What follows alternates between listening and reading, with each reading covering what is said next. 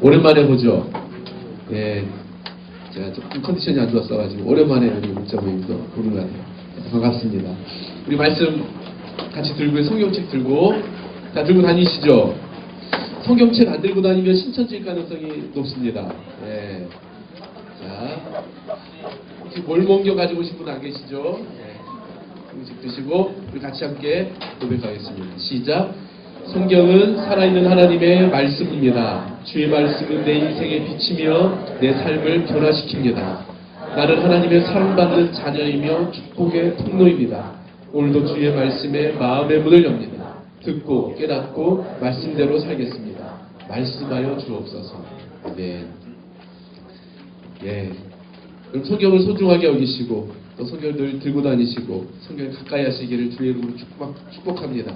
아멘. 예. 여러분이 하나님 말씀 붙들면 하나님 말씀 여러분 인생 붙들어 주십니다. 아멘이시죠? 예.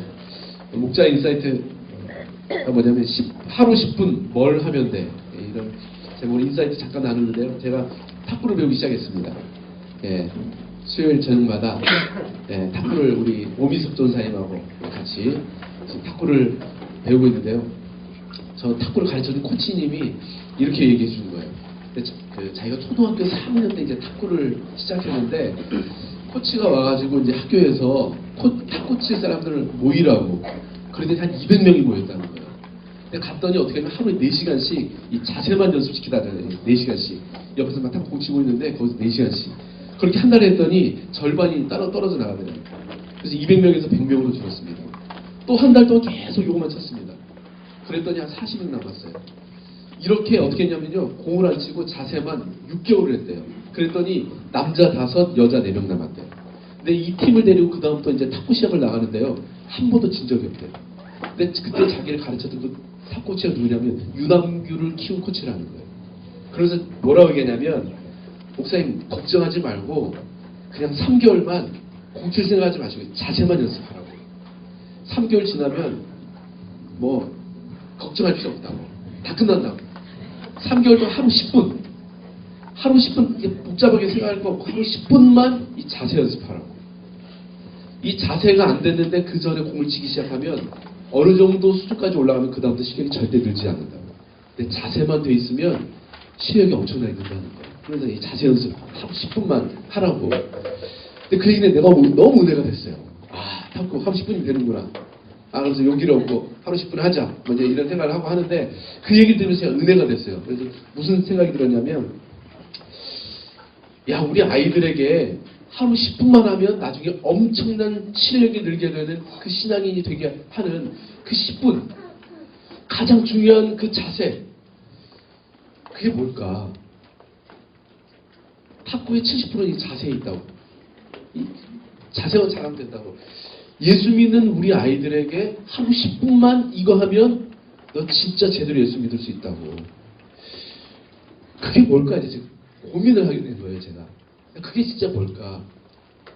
하루 10분 뭘 하면 우리 아이들이 진짜 건강한 신앙인으로 제대로 된 신앙인으로 자라나고 살아갈 수 있고 진짜 멋있게 살아갈 수 있을까? 그게 뭘까? 고민하며 기도하는데요. 제가 어떤 결론을 내렸냐면 제가 내린 결론입니다. 뭐 정답은 아닌데 제가 내린 결론이 이거예요. 하루 10분만 십자가에 달린 예수님 바라보자. 그냥 나를 위해 십자가에 달려 죽으신 그 예수님을 하루 10분만 바라보면 우리 아이들이 진짜 멋있는 그리스도인으로 사라져낼 수 있지 않을까. 다른 복잡한 게 아니라 진짜 중요한 것, 가장 중요한 것, 그 십자가에 달린 그 주님 바라보는 것 아닐까? 그 십자가를 통해서 주님께서 우리를 얼마나 사랑하시는지, 주님의 그 사랑이 얼마나 놀라운 사랑인지, 얼마나 위대한 사랑인지, 내가 그 십자가 앞에서 어떤 존재인지를 날마다 10분만 묵상하고 바라보면 우울증 걸릴까 진짜? 10분만 주님 날마다 바라보면 우리 아이들이 낙심해할까? 기쁨을 잃어버릴까? 상황과 환경 때문에 그 삶이 신앙이 좌지우지 될까? 저는 아닐 것 같아요. 다른 거 말고 나를 사랑하셔서 나를 죄에서 건지시고 나와 동행하시고 나에게 영원한 그 하나님의 나라를 선물하시기 위해서 나를 그렇게 귀하게 여기시고 나를 살리시기 위해서 십자가에 달리신 그 주님 하루 10분만 바라보고 묵상하면 죄 지을 수 있을까? 세상의 그 성공과 출세와 인기 이것 때문에 쩔쩔매는 삶을 살 수 있을까? 그 생각이 들었어요. 하루 10분만 십자가에 달린 그 주님 바라보자. 우리 아이들에게 복잡하게 다른 거 말고 진짜 하루 10분만 나를 사랑하셔서 십자가에 달려주신 그 죽으신 그 고난당하신 그 주님을 바라볼 수 있도록 하면 저는 하나님께서 우리 아이들 통해서 진짜 멋있는 그리스도인으로 살아가게 하실 거라고 저도 확신합니다. 네. 우리 목원들에게 하루 10분 우리 예수님 바라볼 수 있도록, 나를 사랑하셔서 나를 위해 십자가에 달려 죽으신 그 주님 바라볼 수 있도록 우리 함께 도전했으면 좋겠습니다. 아멘이시죠? 네. 오늘 제목은요, 네 내 누군지 아니. 네 내 누군지 아니. 네 내 누군지 아니. 이거 아시죠? 요즘 엄청 유명한 그 대사더라고요. 지금 500만을 돌파한 아주 흥행에 성공한 영화죠. 범죄도시. 여기서 우리 윤계상이 대사입니다. 우리 옆에 사람들이 한번 해보십시다. 네 내 누군지 아니.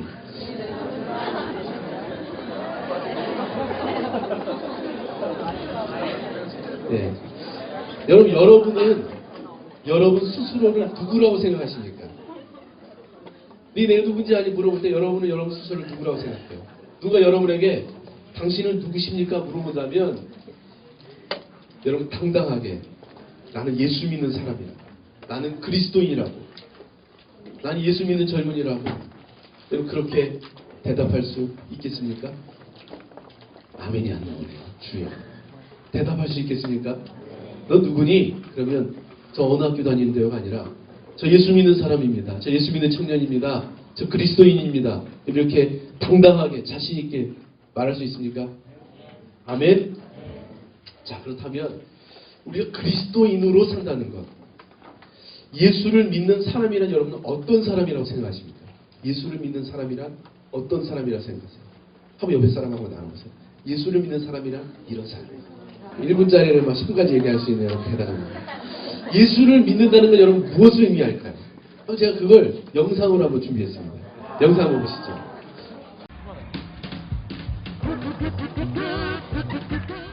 안녕하세요. SG 대학 주가 진광현 전도사. 여러분은 그리스도인이 된다는 것에 대해서 어떻게 정의해 보시나요?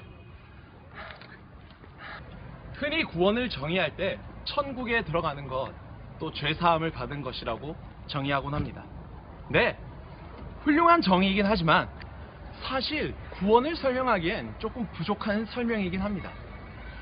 이렇게 정의하다 보니 나는 구원받을 수 있을까? 내 죄는 용서받을 수 있을까? 라는 불안한 마음이 들죠.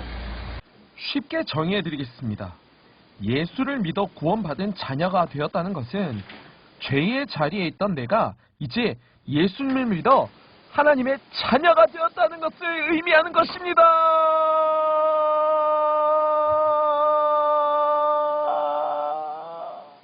죄인으로 태어난 인간은 하나님의 자녀가 될 수 없었습니다. 하나님 앞에 죄인은 설 수 없었을 테니까요. 그런데 예수님께서 우리 죄를 대속해 주셨습니다. 그래서 우리는 예수님을 믿는 믿음 안에서 하나님의 자녀가 되었습니다. 하나님의 자녀가 된 우리는 하나님과 영원히 살게 됩니다. 이것이 바로 영생입니다. 하나님과 함께 영원히 사는 곳, 바로 그것이 천국이죠. 그러니까 천국에 들어가는 것은 결과적인 설명인 것이죠. 엄밀히 말하면 우리는 천국에 가기 위해 예수님을 믿기보다 하나님의 자녀가 되기 위해 예수님을 믿는 것이 더 바람직하다는 표현인 것이죠. 하나님의 자녀가 되었다. 이 말은 우리의 신분이 완전히 바뀌었다는 것이에요. 죄인에서 하나님의 자녀, 그리고 우리 살아가는 삶의 목적과 사명이 바뀌었다는 것입니다.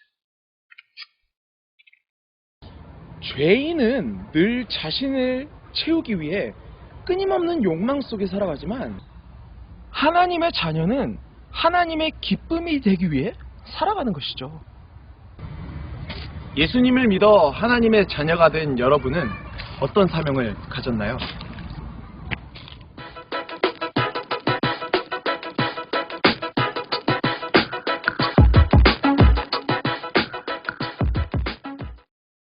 네, 우리가 영상에서 본 것처럼 우리가 예수를 믿는다는 것, 우리가 그리스도인이 된다는 건 예수님을 믿어 구원받은 우리가 이제 하나님의 존귀한 뭐가 되는 거예요? 자녀가 되면 우리의 신분이 바뀌고 이제 자녀가 된 우리가 주님께서 주신 새로운 사명을 붙들고 살아가는 것이 예수를 믿는다는 것의 의미입니다. 이 예레미야, 오늘 우리가 함께 읽은 예레미야에게도요, 존귀한 백성으로서 분명한 이제 사명의 삶이 시작되었습니다. 그 예레미야의 사명은 뭐였냐면 하나님의 엄중한 심판과 또 회복의 그 메시지를 전하는 거였습니다. 오늘 본문에 보니까 예레미야 그 마음 안에 타오르는 하나님의 그 사명이 있었습니다. 한번 9절을 한번 읽어봅시다. 9절. 이제는 주님을 말하지 않겠다. 다시는 주님의 이름으로 외치지 않겠다 하고 결심하여 보지만 그때마다 뭐라고요? 주님의 말씀이 나의 심장 속에서 불처럼 타올라 뼛속까지 타들어가니 나는 견디다 못해 그만 항복하고 맙니다. 예레미야의 그 심장에요. 주님의 말씀이 불처럼 타오른다고 합니다. 뼛속까지 타들어간다는 거예요. 이런 멋있지 않습니까? 하나님의 그 사랑의 메시지, 심판의 메시지가 계속해서 그 예레미야의 심장에 타오르고 있다는 거예요. 오늘 여러분 안에는 어떤 사명이 타오르고 있습니까? 내 마음의 사무치, 내 심장의 사무치, 내 뼛속까지 타들어가는 그 하나님의 그 사명이 있다면 여러분 우리의 삶이 얼마나 근사할까요? 멋있지 않겠습니까? 저는 오늘 여러분 그 마음에 또 여러분의 심장 안에 정말 하나님이 주시는 그 사명이 불붙여지는, 불타오르는 그 은혜가 있기를 주의 이름으로 축복합니다. 근데요, 그럴듯한 그 사명이 우리에게 주어지지 않는다 할지라도 우리에게는요, 하나님의 백성으로 살아가는데 크고 작은 많은 사명들이 있습니다. 이 땅에 정직과 사랑이 흘러가고 신뢰와 믿음이 이어지고 또 하나님의 뜻이 이 땅에 이루어지기를 닮아가며 살아가는 것. 그것이 우리에게 주신 하나님의 사명입니다. 학교 생활에서도요, 하나님의 백성이기 때문에 우리의 언행이 달라지고 친구들 사이에서도 우리가 예수 믿는 사람이기 때문에 더 부끄럽지 않은 그 만남과 관계를 만들기 위해서 우리가 노력하며 사는 것. 또 부모님께 우리가 순종하며 살아가는 그 삶의 모습들. 이 모든 것이요, 우리가 하나님의 자녀로서 마땅히 살아내야 할 삶의 자세와 태도일 것입니다. 자, 그렇다면 우리가 이 사명을 안고 살아가는 것이 과연 쉬울까요? 결코 쉽지 않습니다. 그럼 예레미야는 어땠을까요? 예레미야 역시 사명의 사람으로 살아가는 것이요, 결코 쉽지 않았을 뿐만 아니라 엄청난 고통의 시간이었고 한마디로 자괴감에 빠지는 시간이었다고 예레미야는 고백하고 있습니다. 당시 예레미야가 겪게 된 그 상황을 한 번 더 우리 영상으로 보겠습니다. Okay, okay. I see. Yeah, I got it. Okay, okay. Okay, catch you later. Okay, see you. Bye. Okay, bye. Oh, hi. I'm Sungjin Park, and I'm currently serving 수지대학교 외국어로 뭐죠? Oh, sorry. Yeah. 하나님의 백성된 예레미야, 그가 겪게 된 어려움은 무엇이었을까요? 예레미야는 하나님께 속았다고 후소합니다. 7절을 함께 보시죠.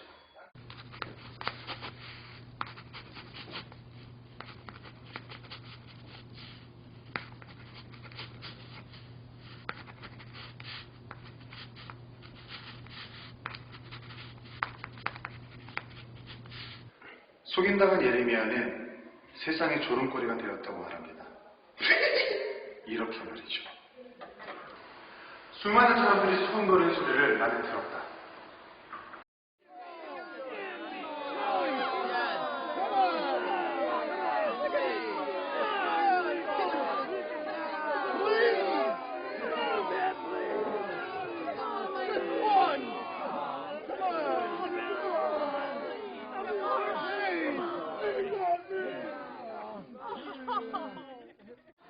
사람들이 수군거립니다. 예레미야가 겁에 질렸다고 말을 하죠. 쉬운 말로 말하면 예레미야가 라고 말합니다. 가장 친한 예레미야의 친한 친구였죠. 예레미야가 넘어지기만을 기다립니다. 쉬운 말로 말해 실수하기만 하면 덮쳐버리겠다. 너무 드리겠다고 기다리고 있는 것이죠. 예레미야는 자기감에 빠졌습니다. 하나님의 뜻으로 살고자 하는 자신한테 돌아온 것은 비웃을 뿐이었으니까요. 여러분은 어떻습니까? 하나님의 사람으로 살아가려고 할 때에 이런 자괴감을 경험했던 적은 없는지요?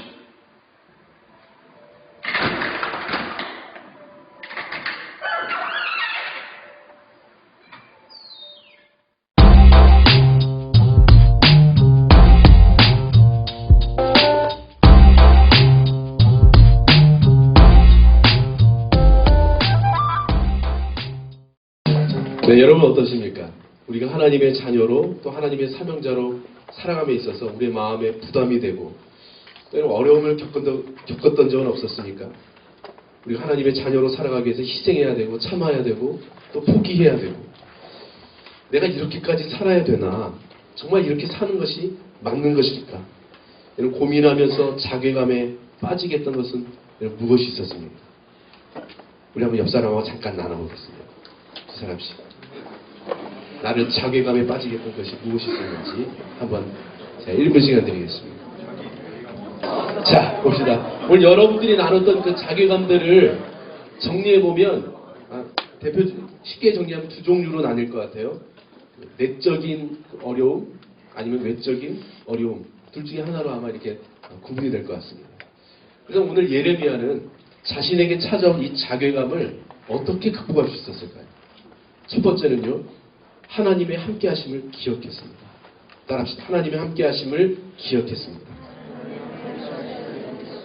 우리 한번 11절을 같이 읽어봅시다. 1절 다시 시작. 그러나 주님은 내 옆에 계시는 힘센 용사이십니다. 그러므로 나를 박해하는 사람들이 힘도 쓰지 못하고 쓰러질 것입니다. 이처럼 그들이 실패해서 그들은 영원히 잊지 못할 큰 수치를 당할 것입니다. 예레미야가 겪은 그 내적인 어려움은요. 외로움이었습니다. 외로움. 비난이었고 조롱이었습니다. 모든 사람들이 예레미야의 그 말에 귀를 기울이지 않습니다. 그냥 손가락질만 합니다. 그때 예레미야가 무엇을 기억했느냐? 나의 하나님이 어떤 하나님이신가? 내 옆에 계신 그 힘센 용사라는 그 사실을 기억했습니다. 나를 박해하는 그 사람들의 수가 아무리 많을지라도 저들은 힘도 쓰지 못할 거라는 거예요. 왜요? 힘센 용사 같으신 그 하나님이 나와 함께 하시기 때문에. 전능하신 하나님이 나와 함께 하시기 때문에. 용사이신 그 주님이 나와 함께 하시기 때문에. 그래서 어떻게 해요? 이 고난을 이겨낸 것입니다. 여러분, 하나님이 나와 함께 하신다. 이것은 엄청난 신관입니다. 고대 근동을 떠나서요. 지금 오늘 현재에도 많은 그 우상들을 우리가 주목해보면요. 중요한 것이 있습니다. 우상에게 있어서 중요한 것은요. 주체가 신에 있지 않고 사람에게 있습니다. 모든 우상을 섬기는 이방 신들의 공통점이 뭐냐면 그 신앙의 주체가 신이 아니라 사람에게 있습니다. 불교는요. 부처가 되기 위해서 깊은 산속으로 들어가 불공을 드려야 효력이 있다고 합니다. 또 이슬람은요. 알라를 향해 그 메카를 향해서 하루 3번 절을 해야만 내 인생에 효력이 있다고 말합니다. 그런데 우리 하나님은 절대 그렇지 않습니다. 어떤 현상도 어떤 공간도 필요하지 않으신 분이십니다. 이사야 7장 14절에 보면 장차올 메시아를 이렇게 소개합니다. 그러므로 주님께서 친히 다윗 왕실에 한 징조를 주실 것입니다. 보십시오. 처녀가 잉태하여 아들을 낳을 것이며 그가 그의 이름을 임마누엘이라 할 것입니다. 그리고 이 말씀이 마태복음 1장 21절 그 이하에요. 그 징조가 요셉과 마리아의 인생에 그대로 이루어집니다. 처녀 마리아가 잉태했다는 그 소식을 천사가 요셉에게 전합니다. 이렇게 전하죠. 마리아가 아들을 낳을 것이니 너는 그의 이름을 예수라고 하여라. 그가 자기 백성들을 그들의 죄에서 구원하실 것이다. 이 모든 일이 일어나는 것은 주님께서 예언자를 시켜서 이르시기를 보아라. 동정녀가 잉태하여 아들을 낳을 것이니 그의 이름을 임마누엘이라 할 것이다. 하신 말씀을 이루려고 하신 것이다. 임마누엘은 번역하면 하나님이 우리와 함께 계신다 뜻이다. 예수님이 어떤 분이시냐? 바로 임마누엘 하나님이시라는 것입니다. 예수님께서는요, 우리를 자녀 삼으시기 위해서 십자가에 달려 죽으시고 부활하셨습니다. 그리고 우리에게 성령님을 보내주기 위해서 어떻게 하셨죠? 승천하셨습니다. 그리고 마지막 사랑하는 제자들에게 남긴 메시지. 마태복음 마지막 절에 우리 28장 20절에 이렇게 되어 있죠. 내가 너희에게 명령한 모든 것을 그들에게 가르쳐 지키게 하여라. 보아라. 뭐라고 되어 있습니까? 내가 세상 끝날까지 항상 너와 함께 있을 것이다. 네, 임마누엘의 하나님, 우리와 함께 하신 하나님. 우리 하나님은요, 상황과 환경과 조건, 어떤 형상, 공간에 제약받는 하나님이 아니시고요, 언제 어디서나 우리와 함께 하시는 하나님이십니다. 오늘 본문 12절에 예레미야가요, 나와 함께 하신 하나님을 이렇게 고백합니다. 만군의 주님, 주님은 의로운 사람을 시험하시고 생각과 마음을 감찰하시는 분이십니다. 내 억울한 사정을 주님께 아뢰었으니 주님께서는 그들에게 내 원수를 갚아주십시오. 내가 그것을 보기를 원합니다. 오늘 본문에 뭐라고 되어 있냐면요, 생각과 마음을 감찰하시는 분, 내 억울한 사정을 아시고 갚으시는 분. 하나님은요, 우리의 마음 깊은 곳을 잘 아시는 분이십니다. 개역성경은 어떻게 되어 있냐면 이 부분의 폐부와 심장을 보시는 만군의 여호와 이렇게 번역되어 있습니다. 폐부와 심장. 고대 사람들은요, 우리의 마음이 어디에 머물러 있느냐? 심장에 머물러 있다고 믿었습니다. 그래서 내 폐부와 심장을 살피시는 그 주님, 이렇게 고백한 건요, 주님이 우리와 함께 하신다는 거예요. 우리의 폐부와 심장을 살피시는 그 주님의 심장 속에 주님께서 우리를 담고 있다는 것입니다. 이것을 말씀하고 있는 거예요. 마음 깊이, 정말 깊은 그 외로움과 괴로움이 찾아올 때, 내 마음이 너무 아파올 때, 나보다 나를 더 잘 아시는 그 주님께 우리의 고통스러운 그 마음을 내려놓고 임마누엘의 하나님, 우리와 함께 하시는 그 하나님을 여러분 기억할 수 있기를 주의 이름으로 축원합니다. 제가 예수님을 믿고 신학을 하기로 했을 때 제가 집에서 쫓겨났잖아요. 집에 쫓겨나가지고 한 5년간 집에서 쫓겨났었습니다. 근데 그때 제가 가장 부러웠던 것이 뭐였냐면, 교회 올 때 엄마 아빠 손잡고 온 아이들, 부모님이 다 같이 온 가족이 예수님을 믿는 가정, 그 아이들. 그래서 교회 와서 예배 드리는데 저는 혼자 가서 앉아서 예배 드리는데 엄마 아빠 같이 와서 앉아서 함께 예배 드리는 그 아이들을 보면 진짜 너무 부러웠어요. 근데 그때 외롭지 않겠습니까? 고등학교 2학년짜리가 집에서 쫓겨나서 혼자 이제 생활하면서 이제 신앙생활 하기 위해서 되게 외로웠는데, 그때 하나님께서 제 마음에 이 말씀을 큰 정말 위로를 주셨습니다. 그 말씀이 뭐냐면 시편 27편 10절 말씀이에요. 내 부모는 나를 버렸으나 여호와는 나를 영접하시리이다. 여호와는 나를 영접하시리이다. 부모님이 나를 버렸을지라도 주님은 결코 나를 버리시지 않는 거예요. 주님은 나와 함께 하시는 거예요. 주님은 절대 나를 혼자 그냥 버려두시지 않으시는구나.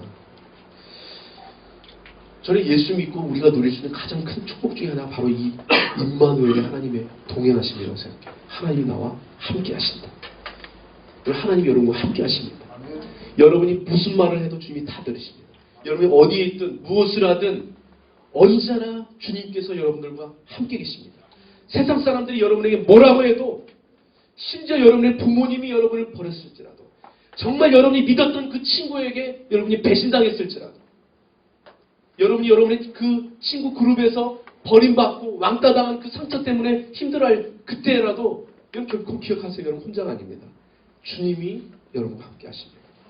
내 부모가 너를 버릴지라도 여호와 하나님은 나를 영접하시리라. 저는 이 말씀이 정말 얼마나 위로가 되는지 몰라요. 그래서 이 말씀 정말 많이 외웠어요. 맞아, 주님이 나를 영접해 주시지. 주님이 나와 함께 해주시지. 내가 지금 이 순간 혼자가 아니지. 주님이 내 손 잡고 계시고, 주님이 나를 안아주시고, 주님이 나를 붙들어 주시고, 주님이 나와 함께 해주시지. 이 마음이요, 제 안에 있던 외로움을 씻어주게 했던 것 같아요. 외로우세요? 외로워할 필요 없습니다. 목사님, 저는 언제 형제 만나나요? 와가지고 진짜 매주 와서 저한테 인사가 그거예요. 저는 자매도 없습니다. 저보고 책임지라는 얘기죠. 근데 저는 책임질 수 없습니다. 그러나 기억할 것은 여러분 지금 혼자가 아니라는 거예요. 아멘. 우리 자매님들 축복합니다. 여러분 혼자가 아닙니다. 외로워하지 마세요. 주님이 진짜 우리와 함께 하십니다. 이때 아멘 나와야 돼요. 아멘. 그렇다면 제가 여러분들이 질문하고 싶어요. 지난 한 주간 여러분과 함께 계시는 그 예수님을 여러분은 얼마나 생각하며 살았습니까? 하루 24시간, 일주일이면 72시간이죠. 그 72시간 중에 여러분과 함께 계시는 그 예수님을 기억했던 시간은 얼마나 됩니까? 여러분 얼마나 한 주간 동안 예수님을 바라보며 사셨습니까? 여러분과 함께 계신 그 주님을 얼마나 의식하면서 사셨습니까? 왜 우리가 예수님을 믿음에도 불구하고 우리의 마음에 기쁨이 없고 감사가 없고 자괴감에 빠지고 우울해지고 낙심하고 절망하느냐? 오늘 우리와 함께 계신 그 예수님을 바라보지 않기 때문에, 기억하지 않기 때문에, 의식하며 살지 않기 때문에 그렇습니다. 여러분 우리에게 주신 하나님의 복음의 놀라운 축복은요, 주님이 지금 우리와 함께 하신다는 거예요. 아까 우리가 마태복음에 읽었지만 예수님이 어떤 분이시냐? 그분은 예수, 우리를 죄에서 구원해 주신, 우리의 영원한 생명을 주신 분. 그리고 그분은 또한 어떤 분이세요? 우리와 함께 하시는 분. 우리가 누리는 영생의 축복, 구원의 축복은요, 우리가 죄에서 구원받았고 그뿐만이 아니고요, 이제 그 전능하신 하나님이 날마다 우리와 동행하시고 함께 하신다는 것입니다. 우리가 우리 안에 있는 그 자괴감을 극복하는 방법은요, 우리 안에 계시고 날마다 우리와 함께 하신 그 예수님을 날마다 기억하며 사는 것입니다. 저 여러분들이 그 주님을 날마다 기억하는 시간을 조금씩 더 늘렸으면 좋겠습니다. 우리 12제자 모임에서요, 제가 이번 주 저의 2주간 생활축제가 뭔지 아세요? 하루에 100번 이상 예수님 부르기. 이게 제 생활축제예요. 왜냐하면 조금이라도 더, 한 번이라도 더 예수님을 생각하기 위해서, 나와 함께 가시고 나를 도우신 그 주님을 기억해내기 위해서 저의 생활축제는 예수님을 100번 이상 고백하기가 제 생활축제입니다. 근데요, 제 삶에, 제 마음에 얼마나 기쁨이 넘치는지 모릅니다. 상황과 환경 때문이 아니라 예수님을 생각하니까, 나를 사랑하시는 예수님이 기억하니까요, 삶의 환경과 상황과 처지와 상관없이 내 안에 주님이 주신 그 기쁨이 있더라고요. 저는 우리 안에 정말 우리와 함께 하신 그 주님을 기억하는, 그 예수님을 기억해내는 삶을 살아가시기를 주의 이름으로 축원합니다. 여러분, 예레미야는 자신에게 찾아온 그 외적인 자괴감을 어떻게 극복했을까요? 둘째로요, 오늘 두 가지만 있습니다. 둘째로 하나님의 권세를 찬양했습니다. 따라합시다. 하나님의 권세를 찬양했습니다. 우리 13절을 같이 한번 읽어봅시다. 13절. 시작.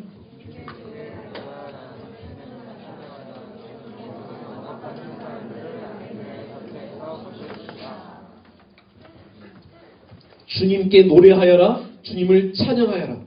그리고 무엇을 찬양하고 노래합니까? 악의 권세에서 건져주신 구원의 하나님을 찬양하는 거예요. 내 삶에 부딪혀오는 그 외적인 어려움들이 있습니다. 내가 극복하기 어려운 환경이 있습니다. 내가 진짜 어찌할 수 없는 거대한 장벽들이 우리의 삶에 서 있을 때가 있습니다. 바로 그때 어떻게 해요?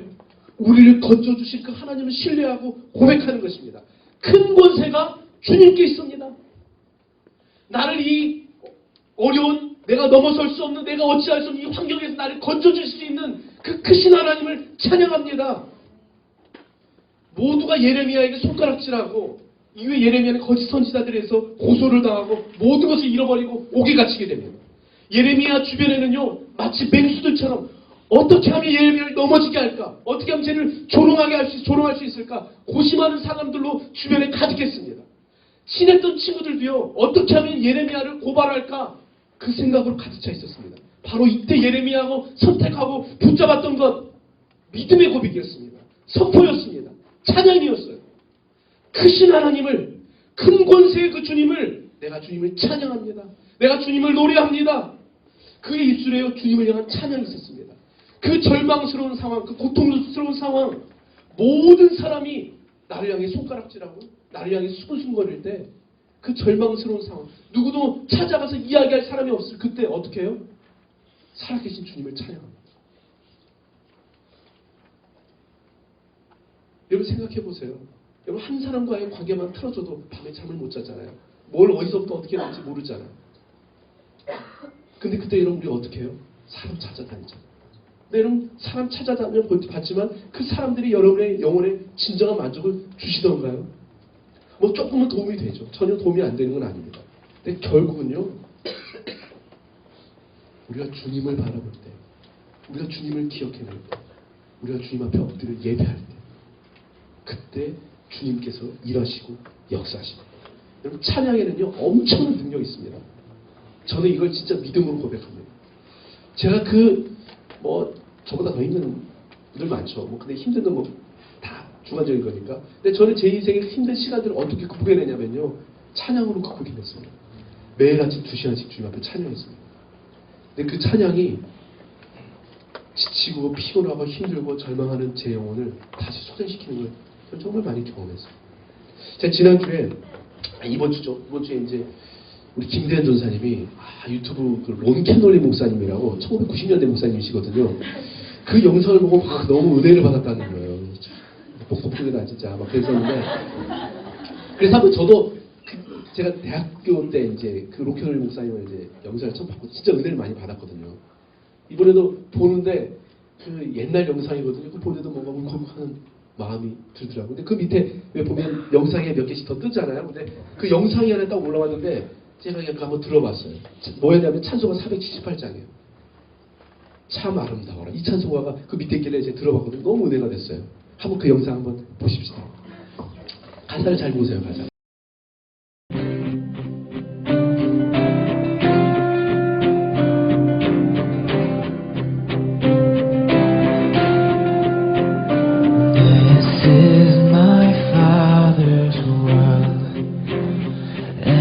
To my listening ears, all nature sings and round me rings the music of the spheres. This is my Father's world. I rest me in the thought of rocks and trees, of skies and seas, to send the wonders wrong.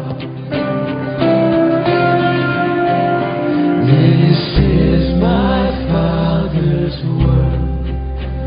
The birds their carols raise, the morning light, the lily white, declares their master's praise. This is my Father's world. He shines in all that's fair, in the rustling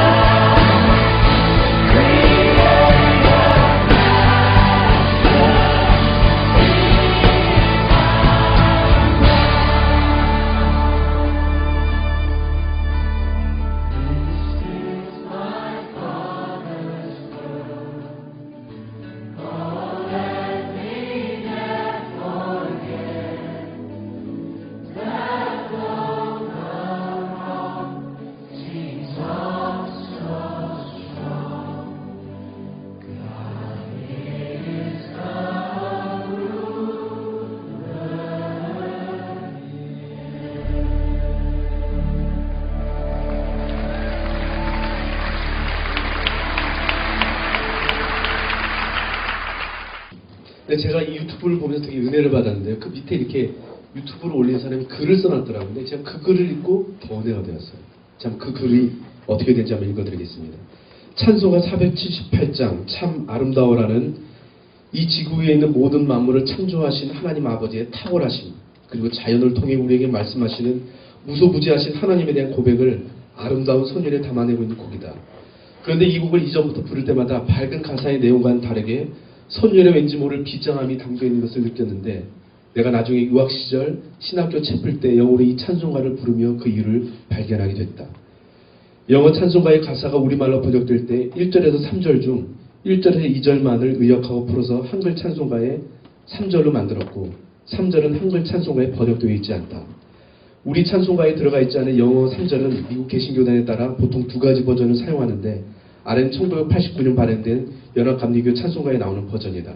그 찬송가 3절이 우리 아까 봤던 이 구절입니다. 이것이 내 아버지의 세상이니 우리 결코 잊지 말자.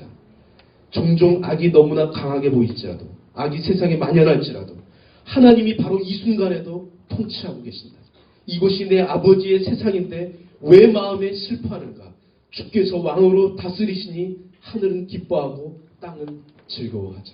이게 3절의 가사입니다.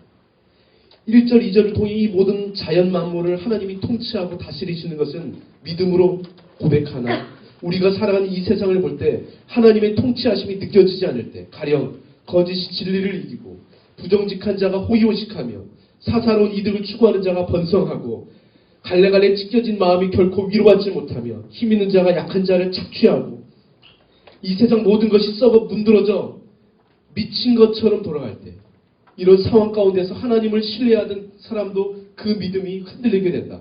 과연 지금 이 순간 이 세상을 하나님이 통치하고 계신 것인가? 그렇다면 왜 이 땅 가운데 이렇게 악이 만연한 것인가? 하나님은 왜 이 악을 지켜만 보고 계신가? 이런 신종로의 질문을 던지고 있는 우리에게 이 찬송가 3절은 결코 잊지 말라고 말한다. 이 세상을 만드신 분이 하나님이시고 지금도 온 땅과 그 위에 거하는 모든 것의 주인은 우리 아버지시라고. 그 아버지께서 지금도 우주 만물을 운행하고 계신 것처럼 인간의 역사를 주관하시고 역동적으로 이끌어오신 하나님은 바로 지금 우리가 느끼는 절망의 순간에도 여전히 통치하고 계시고, 절명의 이 순간에도 그분의 크고 놀라운 계획 안에 선하신 뜻을 이루시는 분이심을, 그래서 우리가 해야 할 일은 다시 일어나 그 하나님을 찬양하는 것입니다.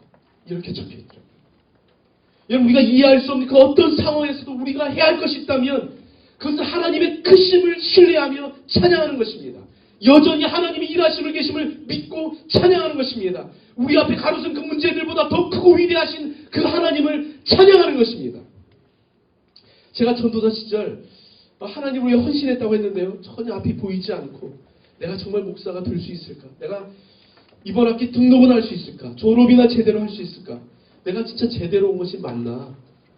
이런 생각들이 제 마음을 짓누를 때요, 이곳 414에 와가지고 정말 뜨겁게 1시간, 2시간 찬양하다 보면요, 제 마음의 그 근심과 걱정들이 사라집니다. 그리고 하나님께서 나를 붙드시고, 하나님께서 나와 함께 하시고, 하나님께서 나를 도와주시고, 하나님께서 내 삶을 인도해 주신다는 그 말씀이 믿어지고 확신이 들면서요, 다시 하나님의 그 사명을 감당할 힘을 얻게 됐습니다. 여러분, 진짜 찬양에 힘이 있습니다. 찬양에 능력이 있습니다. 여러분, 우리가 찬양할 때요, 하나님께서 우리 앞에 우리를 막아서고 있는 그 거대한 장벽을 무너뜨리고 우리를 얽어매고 있는 그 보이지 않는 영적인 사슬을 풀어내십니다. 닫혀있는 우리의 인생의 옥문을 주님이 열어주십니다. 예레미야는요, 그 고난의 시간, 그 고난의 상황, 고난의 환경에서 나를 힘들게 하는 그 사람들을 묵상한 것이 아니고요, 크신 하나님을 바라보면서 그 크신 하나님을 믿음으로 찬양했습니다. 정말 이 상황을 보면 하나님 계시지 않은 것 같고 하나님이 안 계신 것처럼 느껴진 그 순간에도 보이지 않는 그 하나님의 크심을 기억하며 찬양했습니다. 자, 여러분들이 이 하나님을, 크시는 하나님을 찬양하는 그 찬양 가운데 일하시는 그 하나님의 능력을 경험하게 되시길 주의 이름으로 축원합니다. 그리스도인으로 산다는 것이 힘이 듭니다. 또 여러분, 목자로 섬긴다는 건 힘듭니다. 힘드시죠? 힘든 거 압니다. 여러분 와가지고 많이 힘들어하죠. 내가 열심히 목양한다고 해서 누가 알아주는 것도 아니고 누가 인정해 주지도 않고, 오히려 목자로 섬기다 보니까 공부도 제대로 못하고 괜히 나만 뒤처진 것 같고, 그런 마음이 우리의 마음을 흔들어댈 때가 있습니다. 마치 나 혼자 벼랑 끝에 서 있는 것 같은 기분이 들고 기도하려고 앉았는데 기도조차 나오지 않는 진짜 마음이 괴로울 때가 있습니다. 그리고 그때 여전히 하나님이 여러분과 함께 하신다는 걸 기억하시기 바랍니다. 그리고 그 하나님의 권세를 찬양하시기 바랍니다. 오늘 우리를 자괴감에 빠져있게 하는 우리가 그 하나님을 기억하며 그 하나님을 찬양할 때 다시 주님께서 우리의 삶을 생명력이 넘치는 삶으로 회복시켜 주실 것입니다. 같이 기도하겠습니다.